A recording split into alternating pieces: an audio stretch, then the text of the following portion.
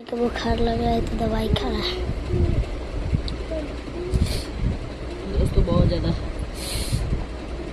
सर्दी खांसी और माथा में टनकी हो गया, इसलिए दवा खा रहे हैं। सर्दी खा लेते हैं एक बार।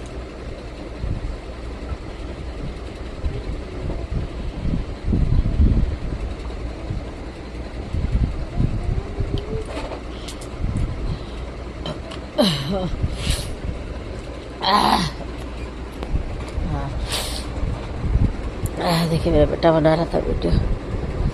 हम दवाई खा रहे थे तो मेरा बेटा वीडियो बना रहा था। बताइए।